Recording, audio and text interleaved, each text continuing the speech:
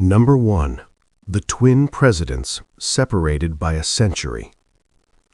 In the quiet corridors of American history, two presidents stand like mirrored reflections cast across a 100-year divide. Abraham Lincoln was elected to Congress in 1846. John F. Kennedy was elected to Congress in 1946. Lincoln ascended to the presidency in 1860, Kennedy in 1960. Both men, propelled by moments of national fracture, would lead a divided country through existential tension. And both would be assassinated on a Friday, shot in the head, seated beside their wives, their deaths witnessed by a stunned nation that felt history itself had been ruptured. The coincidences do not end with dates and days. Lincoln had a secretary named Kennedy. Kennedy had a secretary named Lincoln. While historians debate the precise documentation of Lincoln's secretary bearing that surname, the story has persisted for generations, repeated in classrooms and whispered in late-night discussions about fate and fatal patterns. Kennedy's secretary, Evelyn Lincoln, was undeniably real and reportedly urged him not to attend the Dallas motorcade. Lincoln, on the other hand, was warned not to attend Ford's Theater. Both assassins are said to have been known by three names: John Wilkes Booth and Lee Harvey Oswald. Each name, 15 letters long, has become etched into collective memory. Booth shot Lincoln in a theater and fled to a warehouse. Oswald shot Kennedy from a warehouse and fled to a theater. The symmetry is unsettling, as though the geometry of tragedy obeyed some invisible design. Booth was born in 1838, Oswald in 1939, nearly a century apart. Neither assassin lived to stand full trial, each killed before the full machinery of justice could expose motive in its entirety. Lincoln was succeeded by Andrew Johnson, born in 1908. Kennedy was succeeded by Lyndon B. Johnson, born in 1908. 100 years separate the birth of each successor. Both Johnsons were Southern Democrats with controversial reputations. Both assumed the presidency amid national trauma. The parallels begin to feel less like coincidence and more like a pattern threaded through time. Skeptics argue that when one examines enough data points, patterns inevitably emerge. The human mind is wired to detect symmetry, to assemble scattered fragments into meaningful shapes. Yet what gives these particular coincidences their enduring power is not merely numerical alignment, but emotional resonance. Lincoln presided over a nation torn apart by civil war. Kennedy stood at the brink of nuclear annihilation during the Cuban Missile Crisis. Each faced forces that threatened to redefine the republic. Each became, in death, a symbol larger than life, frozen at the height of promise. Even their public personas echo across the century. Lincoln, tall and gaunt, carried the melancholy of war in his eyes. Kennedy, youthful and charismatic, carried the weight of Cold War tension behind a polished smile. Both were champions of civil rights initiatives that would define their legacies.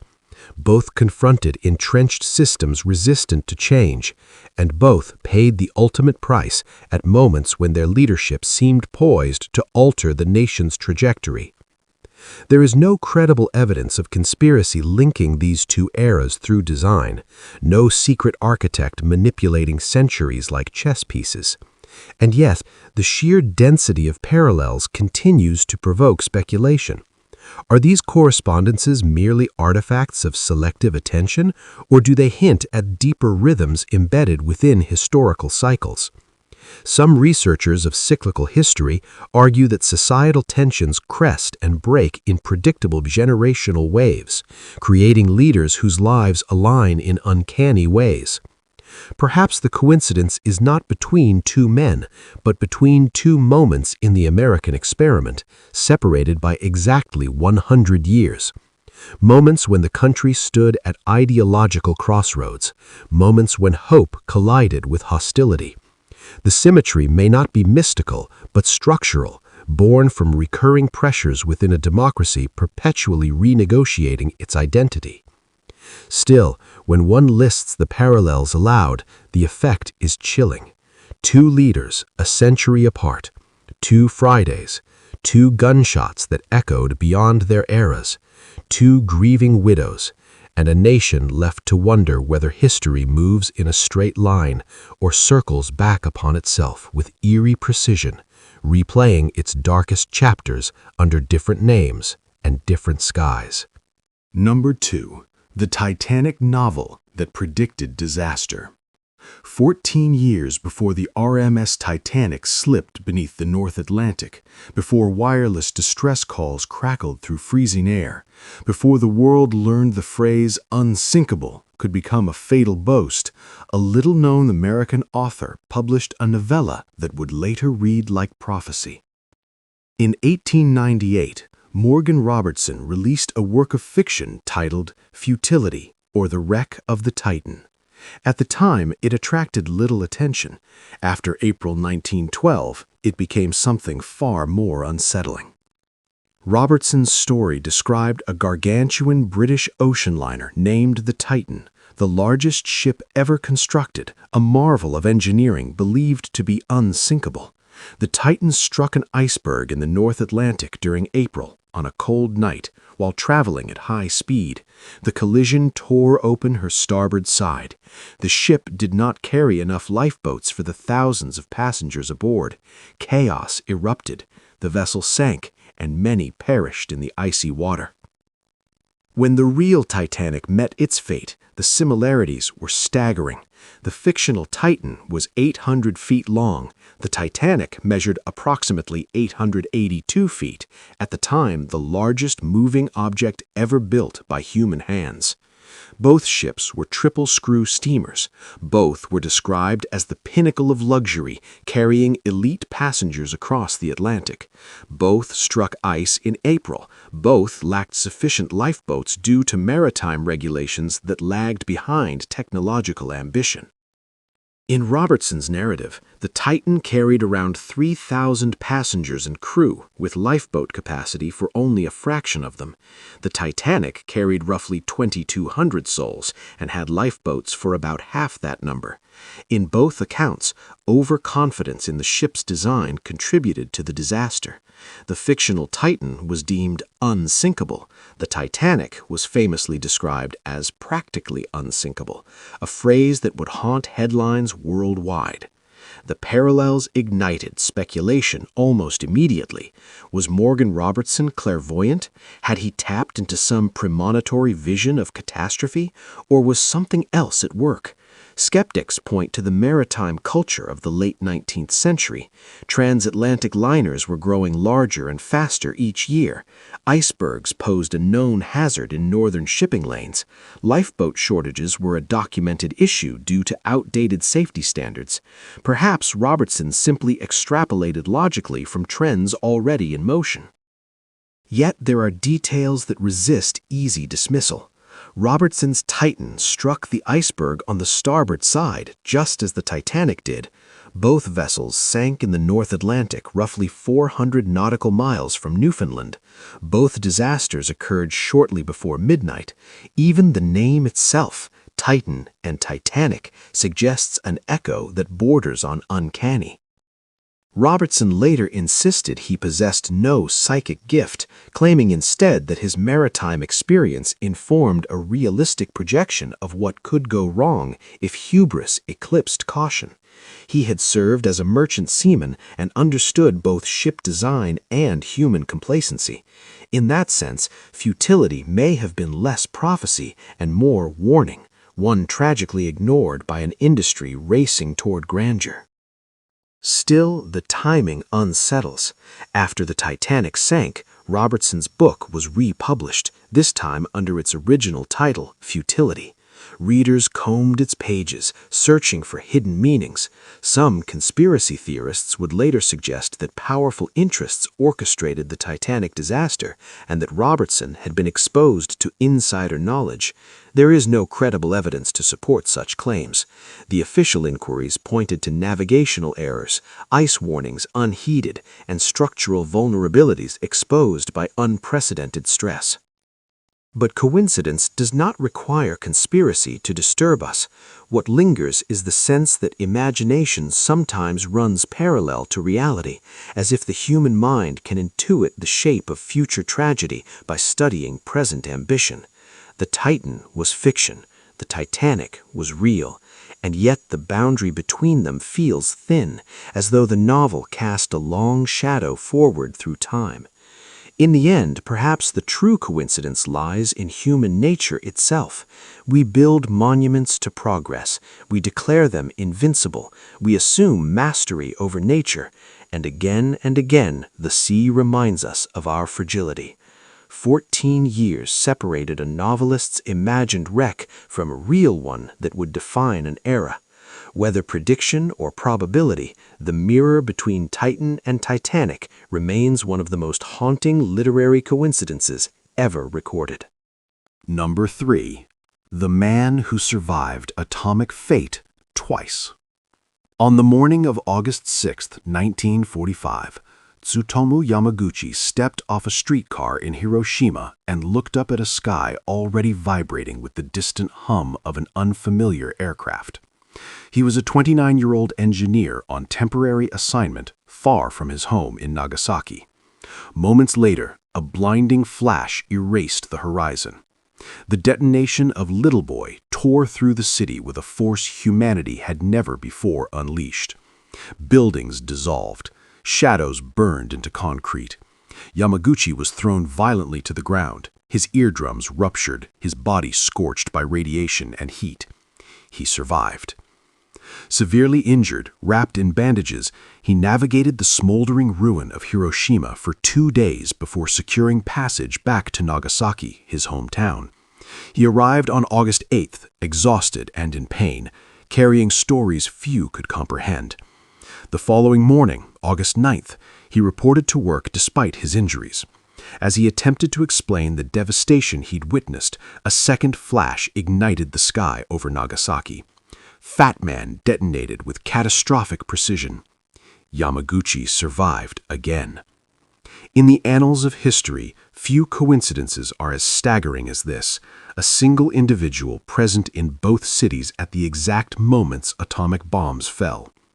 Official Japanese records later confirmed Yamaguchi as a hibakusha of both Hiroshima and Nagasaki, the only person formally recognized by the government as having endured both blasts. Tens of thousands perished instantly in each attack. Hundreds of thousands more would die from injuries and radiation-related illnesses in the years that followed. Yet Yamaguchi, standing within lethal proximity twice, lived until 1910, reaching the age of 93. Statistically, the odds strain comprehension. Hiroshima's population in August 1945 was approximately 350,000. Nagasaki's was roughly 240,000. To be in Hiroshima during the first detonation was catastrophic misfortune. To return home to Nagasaki and be present for the second defies intuitive probability. It suggests either an extraordinary convergence of random variables or something that feels almost cosmically orchestrated. Yamaguchi himself rejected mystical interpretations. He spoke not of fate, but of duty, of circumstance. He described the second explosion as déjà vu of the most horrific kind, a repetition so exact it felt surreal. The same blinding light, the same rising mushroom cloud, the same human screams beneath falling debris. In interviews later in life, he became an advocate for nuclear disarmament, arguing that survival imposed responsibility. If chance had preserved him twice, he would use that chance to testify. There were others who may have been present in both cities, but Yamaguchi's documentation remains the most verified. His story forces confrontation with a deeper question about coincidence in wartime. The atomic bombings were not accidents, they were deliberate acts designed to compel surrender. Yet within those deliberate acts, randomness governed who lived and who died. A step taken moments earlier or later could determine survival. A wall could shield one person while another standing meters away vanished. Some philosophers argue that coincidence gains meaning only in retrospect. Had Yamaguchi died in Nagasaki, his Hiroshima survival would have been a footnote. Instead, his dual endurance created a narrative almost mythic in structure, the witness who sees the unseeable twice. His body carried scars from both detonations, living proof of humanity's most destructive capacity. In examining his life, the temptation is to interpret pattern where only probability exists. But probability alone cannot dull the emotional force of his experience. He survived the only 2 uses of nuclear weapons in war. He watched 2 cities reduced to ash within 3 days. He endured radiation sickness, hearing loss, and decades of health complications. And yet, he raised a family, worked, and spoke publicly about peace. The coincidence of Tsutomu Yamaguchi is not a puzzle of numbers alone.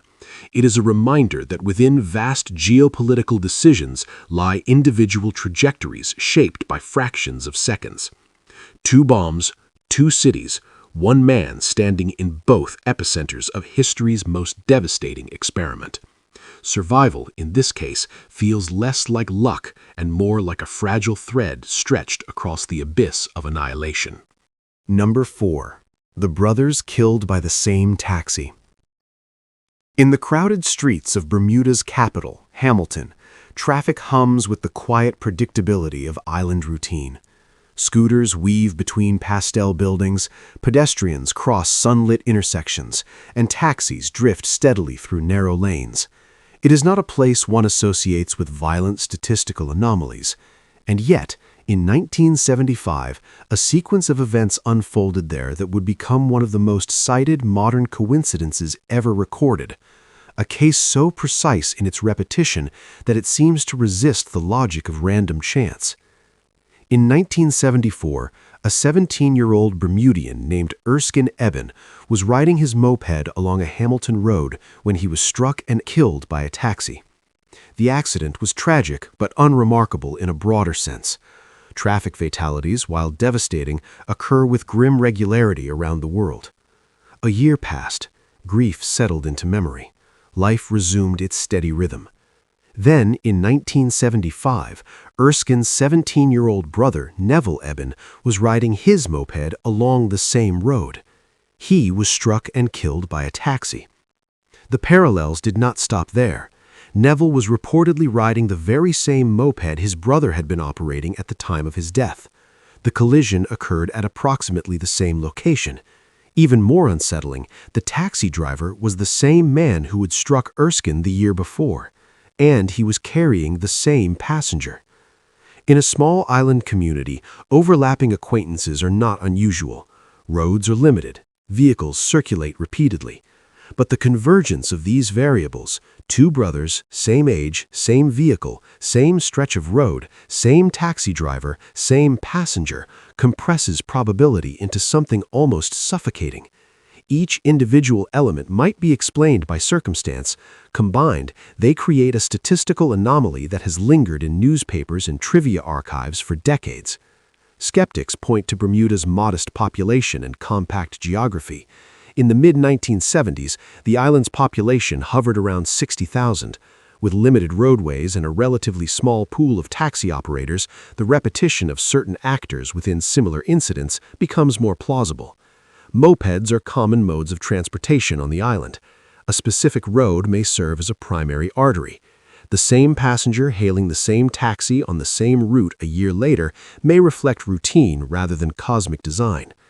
And yet, probability operates not only on logical feasibility, but on emotional impact. For the Eben family, coincidence offered no comfort.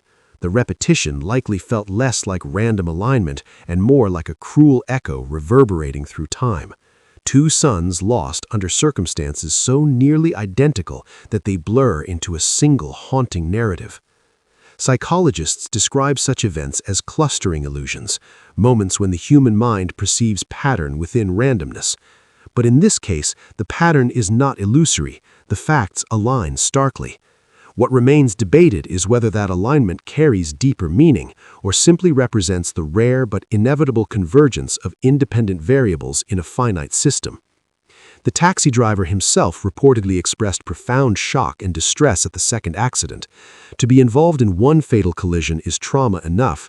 To be involved in a nearly identical second incident involving the victim's sibling is a burden few could psychologically withstand. There was no evidence of intent, no sinister design.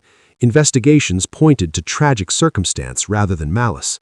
Still, the event raises uncomfortable reflections about fate and geography. In densely populated cities, randomness disperses across millions. In small communities, the web tightens. Paths cross repeatedly. The same vehicles, the same drivers, the same passengers circulate through a limited space. Within that constrained network, coincidence can become concentrated, amplified. The deaths of the Eben brothers remain one of the most chilling examples of real-world repetition. Two lives intersecting with the same driver under nearly identical conditions, separated by a single year. No conspiracy, no prophecy, just a narrow island road, a taxi moving through familiar streets, and the unsettling reminder that chance, when compressed into small spaces, can produce patterns that feel indistinguishable from destiny.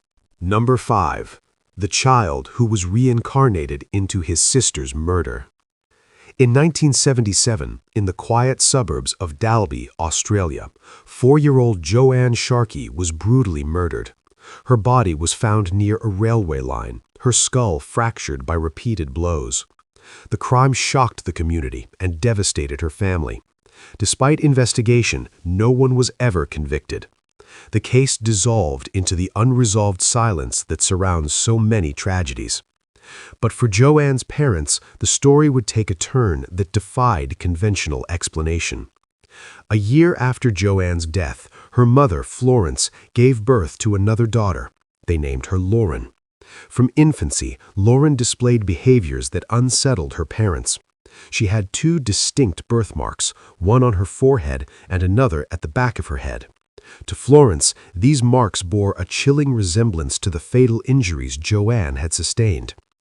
As Lauren grew old enough to speak, she began making statements that seemed to her parents impossible. She reportedly described details of Joanne's death that she had never been told. She spoke of being struck and left near the railway tracks. She displayed an unusual fear of certain locations connected to the crime. According to family accounts, she even referred to events that had occurred before her birth with a familiarity that suggested memory rather than imagination. The Sharkey parents became convinced that Lauren was the reincarnation of their murdered daughter. The case drew the attention of researchers studying children who claim past life memories, particularly Dr. Ian Stevenson, a psychiatrist from the University of Virginia, known for documenting cases worldwide. Stevenson investigated hundreds of reports involving young children who described previous lives, often accompanied by birthmarks corresponding to fatal wounds. In Lauren's case, he noted the apparent correlation between her birthmarks and Joanne's injuries, though he maintained cautious language, emphasizing documentation over interpretation. Skeptics argue that parental grief can shape perception in powerful ways. The loss of a child fractures reality. When another child is born into that space, it is not uncommon for parents to search for continuity, for signs that what was lost has somehow returned. Children, highly perceptive and eager to please, may absorb subtle cues, constructing narratives that align with parental expectation.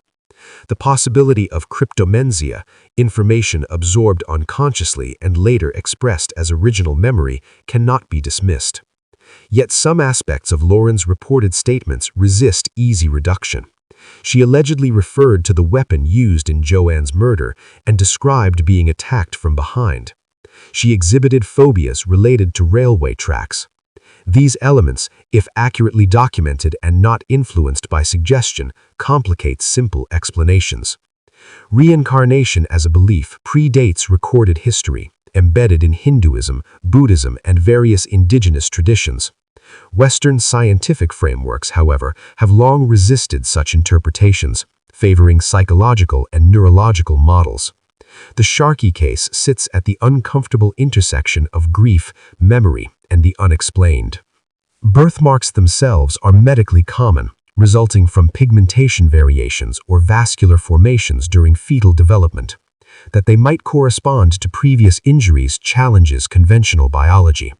Stevenson's research suggested statistical anomalies in cases where children's birthmarks appeared to align with documented fatal wounds of deceased individuals. Critics counter that selective reporting and confirmation bias inflate perceived significance. What lingers in the Sharkey story is not proof, but emotional gravity. A child dies violently. Another daughter is born bearing marks that echo that death.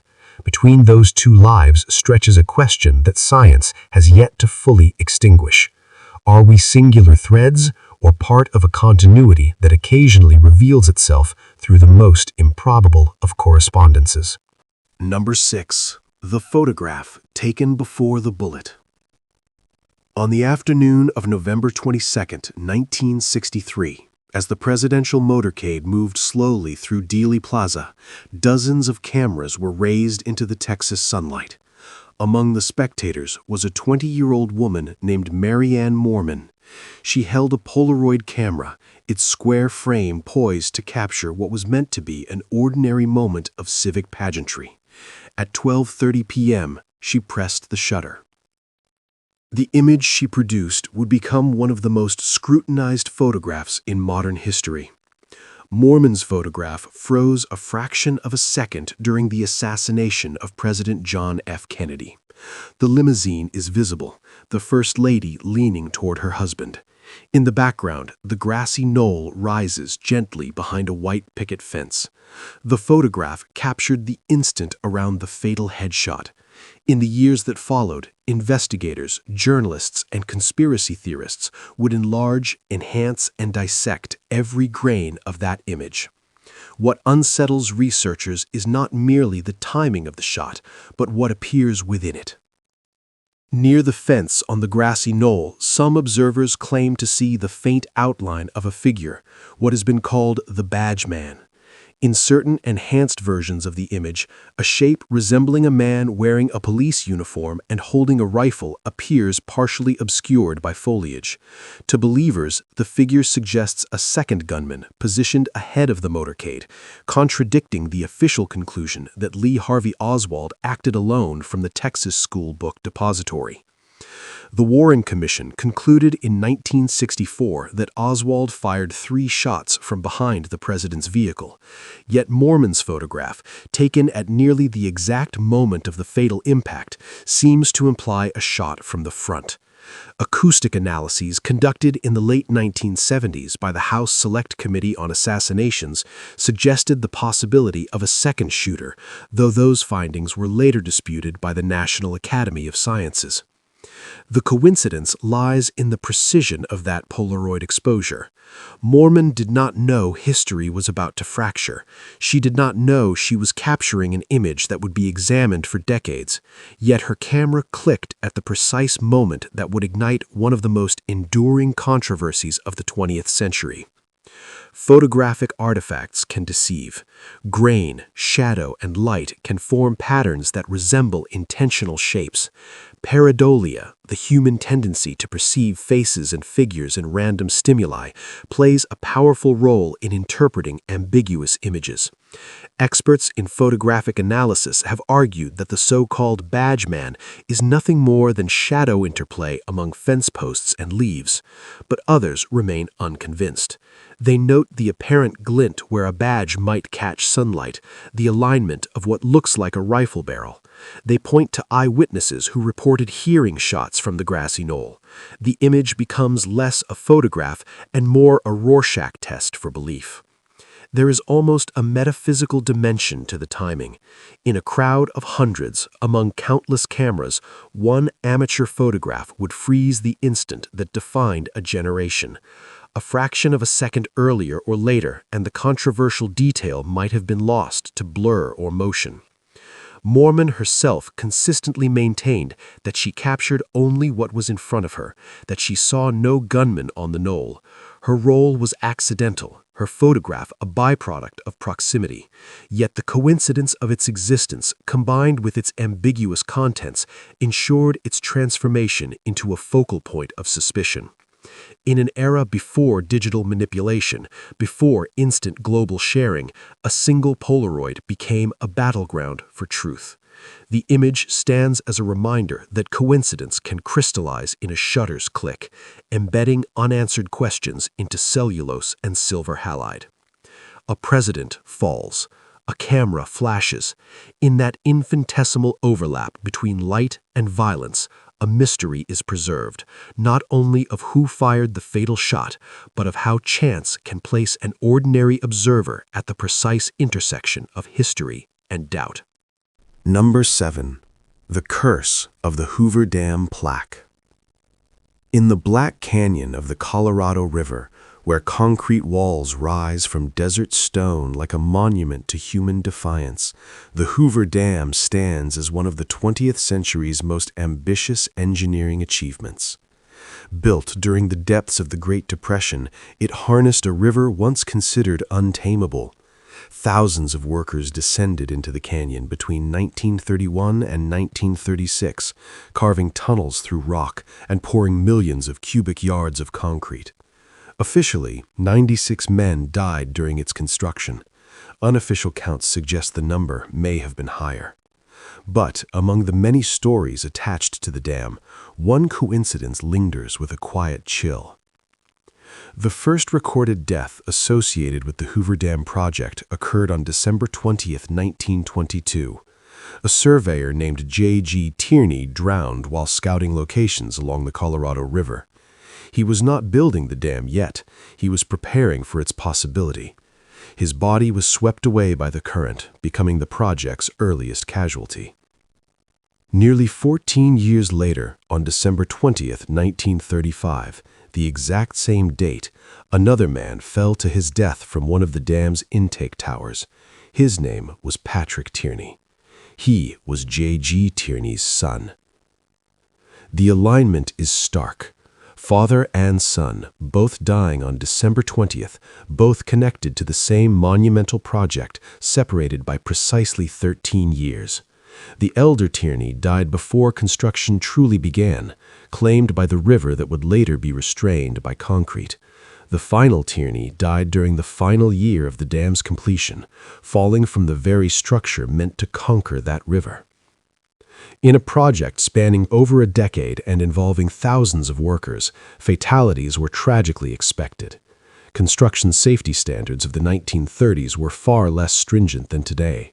Workers faced extreme heat, toxic carbon monoxide exposure in tunnels, and perilous heights. The statistical probability of accidents was significant, yet the repetition of date and surname compresses coincidence into something almost narrative in design. Some have called it a curse, a poetic symmetry imposed by indifferent fate. Others view it as the inevitable overlap of risk within a single family tied to a dangerous enterprise. Patrick Tierney had followed the same path as his father, drawn into the massive undertaking that defined a generation of laborers seeking work during economic collapse. That he died on the same date may be random, but the emotional resonance is undeniable. The dam itself bears inscriptions that frame it as a triumph of human will. Sculptor Oscar J.W. Hansen designed plaques and monuments that speak of stars and permanence, suggesting the structure would endure for millennia. There is irony in that ambition. It was built to impose order on chaos, to regulate floods and generate power. Yet beneath its geometric precision lies a foundation of human vulnerability. Records indicate that December 20th was not the only date on which workers died, but it became symbolically charged because of the Tierney connection. Newspapers at the time noted the coincidence, amplifying its eerie symmetry. For those who labored on the project, such stories circulated as reminders of the river's lingering power, even as concrete rose skyward. The Hoover Dam represents control of water, of electricity, of economic despair. But the coincidence of the Tierneys suggests something less controllable woven through its history. Engineering can redirect a river. It cannot negotiate with probability. Father lost to the wild current before the dam existed. Son lost to the structure meant to master that current. Same name, same date. Same canyon walls bearing silent witness. Whether curse or coincidence, the story endures because it humanizes a monument often reduced to statistics. Beneath the vast turbines and Art Deco flourishes lies a quieter truth. Progress is built not only on innovation, but on fragile human lives, sometimes bound together by patterns too precise to ignore. Number 8. The Woman Who Sank 3 Ships. War at sea is governed by chaos. Torpedoes do not discriminate, and survival often depends on angles of steel and seconds of warning. Yet during the Second World War, one woman's life intersected with maritime catastrophe so repeatedly that her story reads less like history and more like a script written with deliberate irony. Violet Jessup was born in Argentina to Irish immigrants. After illness in childhood and the death of her father, she followed her mother into work as a stewardess aboard transatlantic liners. By her early 20s, she was employed by the White Star Line, serving on some of the most advanced passenger ships of the era. In 1911, Jessup was assigned to the RMS Olympic, the pride of the company and the largest civilian vessel afloat at the time. On September 20th of that year, the Olympic collided with the British warship HMS Hawke in the Solent near the Isle of Wight. The impact tore a massive gash into the liner's hull. Though the Olympic did not sink, the damage was severe, and the ship limped back to port. Jessup survived without injury. The following year, she was transferred to the Olympic's sister ship. On April 10, 1912, the RMS Titanic departed Southampton on her maiden voyage. Jessup served as a stewardess, tending to first-class passengers. 4 days into the crossing, just before midnight on April 14th, the Titanic struck an iceberg. The collision triggered one of the most infamous maritime disasters in history. Over 1,500 people would perish in the freezing Atlantic. Jessup was ordered onto the deck and later assigned to Lifeboat 16. As the boat was lowered, an officer reportedly placed an infant in her arms, instructing her to care for the child. Hours later, aboard the rescue ship Carpathia, a woman rushed forward and seized the baby without a word, disappearing into the crowd. Jessup survived the sinking of the Titanic. Many would have abandoned sea service after such trauma. Jessup did not. During the First World War, she volunteered as a nurse for the British Red Cross and was assigned to the HMHS Britannic, another sister ship of the Titanic, repurposed as a hospital vessel.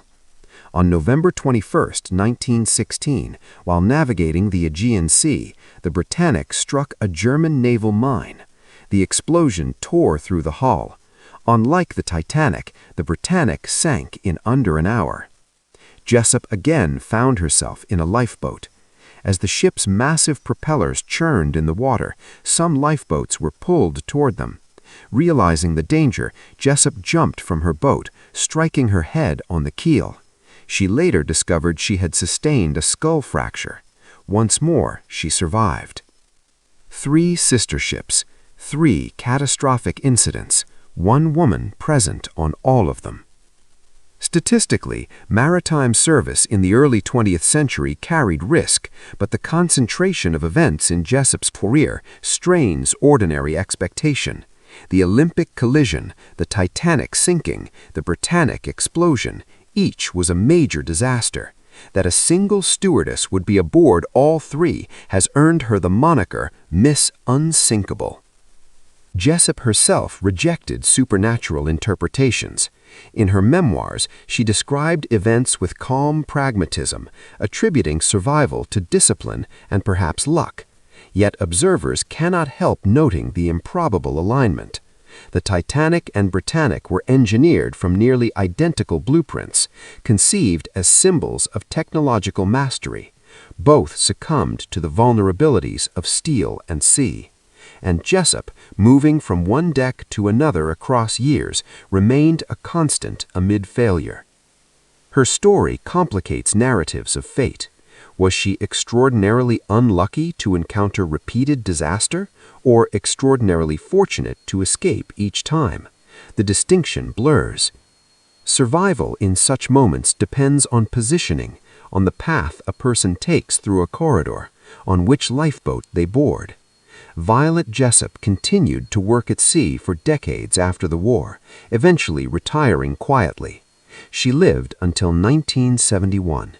3 ships met catastrophe beneath her feet, and she walked away from each. In the vast ledger of maritime history, countless sailors faced singular tragedy. Jessup faced it in triplicate. Whether coincidence amplified by career choice or something more poetic written into the tides, her life stands as one of the ocean's most remarkable alignments of disaster and survival. Number 9. The royal car that refused to stop killing. On the morning of June 28, 1914, Archduke Franz Ferdinand of Austria rode through the streets of Sarajevo in an open-top Graf and Stift double phaeton. Within hours, he and his wife Sophie would be dead, assassinated by Gavrilo Princip. The shots fired that day ignited a chain reaction of alliances and ultimatums that spiraled into the First World War. The automobile in which the Archduke sat became, almost immediately, an artifact of history. What followed would transform it into something darker. After the assassination, the car was returned to Austria. Rather than being retired, it was repaired and placed back into service. Over the years, the vehicle reportedly passed through the hands of several owners. With each transfer, stories of misfortune accumulated, eventually coalescing into legend. One of the first post-assassination owners was said to be General Oskar Potiorek, the governor of Bosnia and Herzegovina at the time of the Archduke's visit. According to accounts, Potiorek later lost a significant military campaign and was dismissed in disgrace. The car was then allegedly sold to a captain who soon died in an accident. Another owner reportedly suffered financial ruin. Yet another was said to have lost an arm after a crash involving the vehicle. The most dramatic tale centers on a physician who purchased the car in the years after the war. As the story goes, he was driving with several passengers when the vehicle suddenly swerved off the road and overturned, killing multiple occupants, including the doctor himself. The car, stained with blood, was eventually acquired by a museum in Vienna, where it remains on display. The narrative has all the elements of a curse: a royal assassination, a world war, and a vehicle seemingly dragging tragedy in its wake. But disentangling fact from embellishment proves difficult. Early 20th century Europe was marked by instability, economic collapse, and widespread violence. Automobile safety standards were rudimentary, mechanical failure and road hazards were common. Historians who have examined the story closely note that documentation for many of the car's supposed victims is sparse or contradictory. Some accounts appear to have been amplified by newspapers eager for sensational copy. The idea of a cursed object tied to the spark of global war was irresistible to a public grappling with unprecedented devastation. Yet the psychological power of the tale persists. Objects associated with traumatic events often absorb symbolic weight. The Graf and Stift became more than metal and machinery. It became a relic of the moment Europe unraveled. Each subsequent accident, whether directly linked or tenuously connected, reinforced a narrative of inevitability. The coincidence lies not only in the alleged string of misfortunes, but in the car's survival itself. Empires collapsed, borders shifted, millions died, yet the vehicle endured, a silent witness to consequences far beyond its design. That it would continue to be involved in further tragedy feels, to some, like history echoing through steel. Skeptics argue that when an object is associated with an event as monumental as the outbreak of World War I, any later mishap involving it will be interpreted through that lens. Accidents that might otherwise be forgotten become chapters in a larger myth. The human mind seeks narrative continuity, especially when confronted with chaos. Today, visitors to Vienna's Heeresgeschichtliches Museum can see the car, its dark bodywork preserved behind glass. It sits motionless, stripped of motion and myth alike.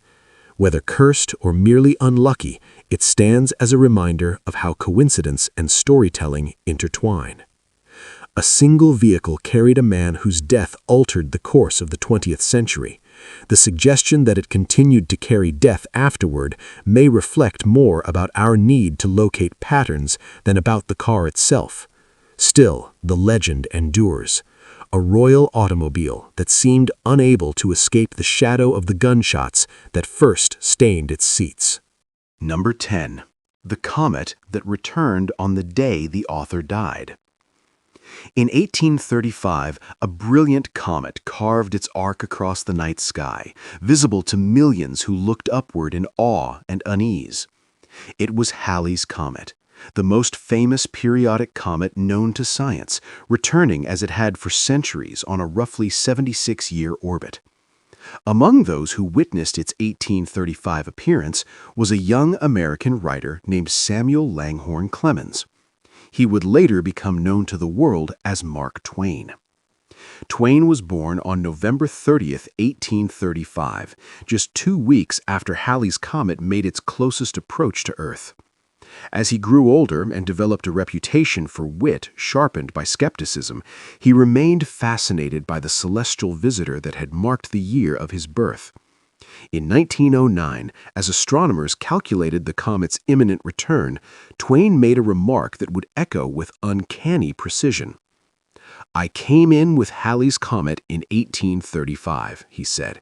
"It is coming again next year, and I expect to go out with it." At the time, the statement carried the tone of characteristic Twain irony. He was in declining health, but there was no definitive medical certainty that he would die in 1910. The comet's return had been predicted with increasing accuracy thanks to advances in celestial mechanics. Edmund Halley himself had calculated in the 18th century that the comet observed in 1682 was the same object recorded in 1607 and 1531, forecasting its 1758 return. On April 20th, 1910, Halley's Comet reached perihelion, its closest point to the Sun. The following day, April 21st, Mark Twain died of a heart attack at the age of 74. The symmetry was immediate and electrifying. Newspapers across the United States and Europe highlighted the coincidence. The writer who had entered the world under the comet's glow had departed as it returned. Twain's own prediction, delivered casually months before his death, now read like prophecy. Statistically, the event can be framed as convergence rather than destiny. Twain was elderly and ill. The comet's return date was widely publicized. Predicting death within a year while in fragile health is not extraordinary. And yet, the precision, a single day after perihelion, intensified the sense of cosmic choreography. Throughout history, comets have been interpreted as omens. Medieval chroniclers described them as harbingers of plague or war. In 1066, Halley's Comet was depicted in the Bayeux Tapestry, associated with the Norman conquest. Even in the scientific age, their sudden appearance against the stable backdrop of stars carries an emotional charge.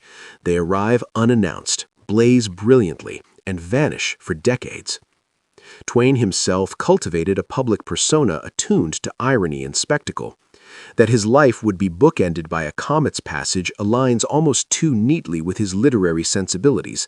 It feels scripted, as though the universe indulged in narrative symmetry. A comet streaks across the 19th century sky. A child is born. Decades later, the comet returns. The man dies. Whether accident or cosmic punctuation, the timing sealed Twain's legacy with a flourish worthy of his own pen. A life illuminated at its beginning and extinguished at its end beneath the same wandering star, tracing a luminous arc through both sky and story.